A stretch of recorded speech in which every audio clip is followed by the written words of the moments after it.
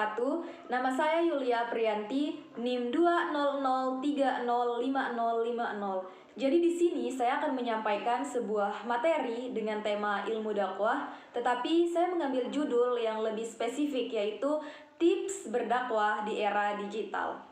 Era digital atau era sekarang ini yang kita kenal dengan revolusi industri 4.0 atau para milenial menyebutnya dengan sebutan Power 4.0, yang dimana hampir seluruh tatanan dalam kehidupan masyarakat itu sudah dibantu oleh teknologi digital. Salah satu contoh yang paling dekat dan yang paling familiar di sekitar kita itu adalah internet. Bukannya sangat besar pengaruh internet dalam kehidupan kita, karena hanya dengan sentuhan jari saja semua informasi itu sudah kita dapatkan dengan waktu yang sangat singkat gitu. Nah, maka berdakwah, menyuruh seseorang, mengajak seseorang untuk berbuat kebaikan itu dengan mudah kita lakukan melalui internet, karena hampir seluruh lapisan masyarakat itu menggunakan jaringan internet. Jadi di sini saya akan memberikan 9 tips berdakwah di era digital. Yang pertama adalah pendakwah harus baper. Maksudnya mesti melibatkan perasaan atau melibatkan hati kecil dalam berceramah. Pendakwah itu harus tahu betul apakah yang disampaikannya itu pantas atau tidak. Karena baper di sini bukan baper biasa, tetapi baper ilmiah.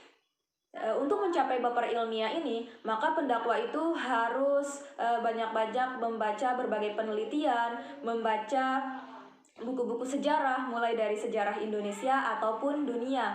Karena di Indonesia sendiri memiliki beraneka-ragaman, mulai dari agama, bahasa, suku, budaya, dan lain-lain. Nah, keberagaman ini pendakwah itu harus menjunjung tinggi sikap toleransi dan kerukunan.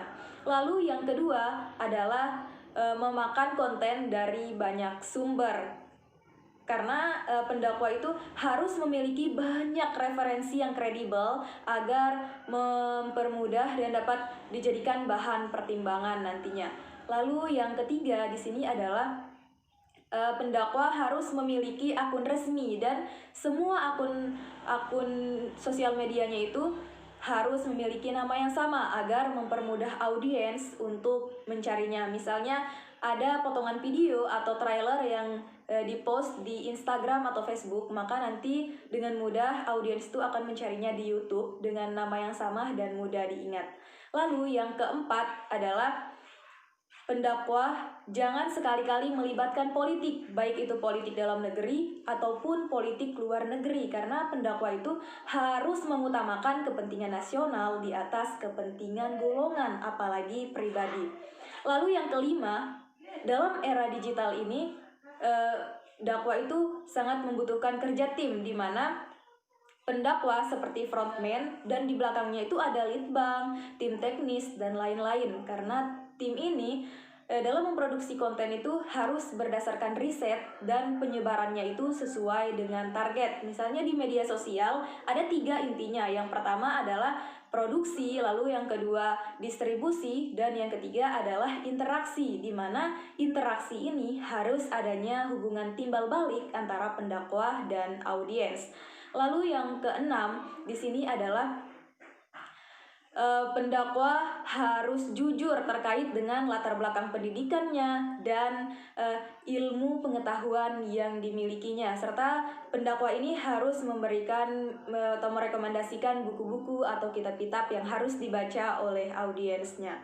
Lalu yang ketujuh adalah pendakwah harus menjaga etika, baik itu perkataan ataupun perbuatan. Misalnya pendakwah itu harus mengingatkan dengan tegas kepada audiens bahwa jangan terlalu fanatisme yang berlebihan terhadap pendakwah, dan juga pendakwah itu harus menjaga etikanya saat mengomentari pendakwah yang lain untuk menghindari kubu-kubuan di dalam masyarakat.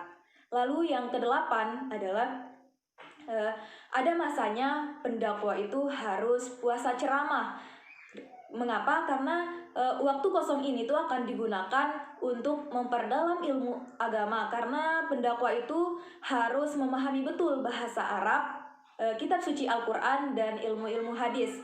Lalu waktu kosong itu juga dapat digunakan untuk mengevaluasi, meningkatkan pemahamannya tentang karakter serta perilaku audiens, lalu membaca berbagai penelitian, melihat perkembangan ekonomi, sosial, budaya, dan melihat berita-berita atau topik-topik yang sedang trending di masyarakat atau di media sosial.